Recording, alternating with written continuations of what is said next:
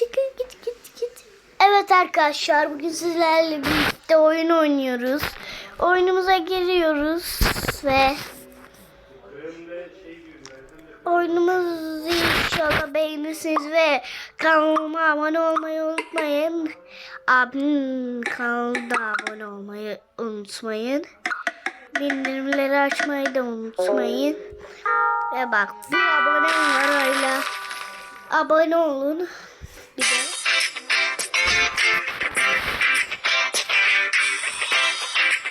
de bana ya. Arkadaşlar şimdi of, çok büyük olduk. Çok büyük oluyoruz her zaman.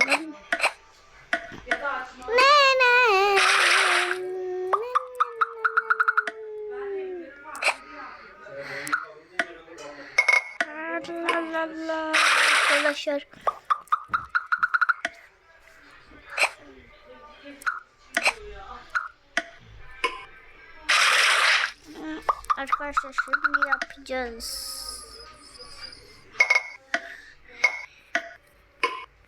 Ve Beşiktaşlı mısınız? Galatasaraylı mısınız? Ve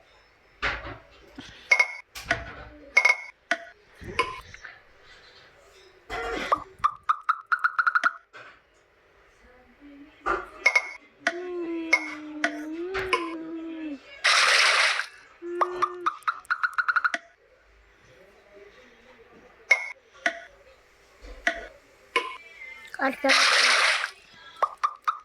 işte da bilmiyorum.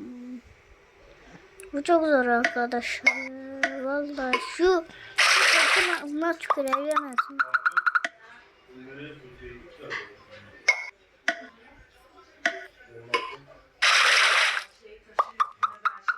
Şimdi arkadaşlar koşun.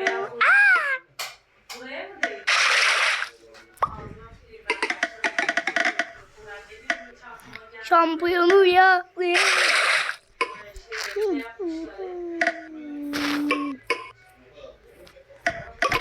Arkadaşlar onun kafayı yedi 2 dakika.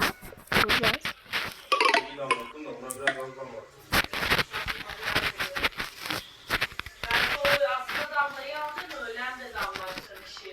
Şimdi arkadaşlar gidiyoruz.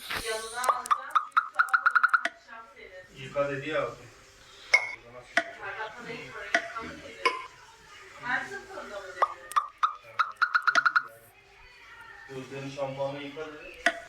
Arkadaşlar onun kafayı yiyor 2 dakika. Böyle yapmam gerek. Ne bileyim.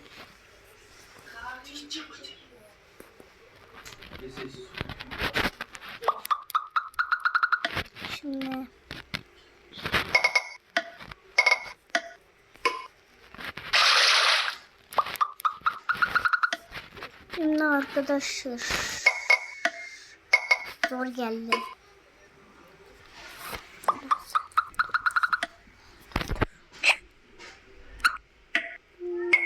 Arkadaşlar şimdi videoyu kapatabilirim. Bunun sayesinde yapamıyoruz.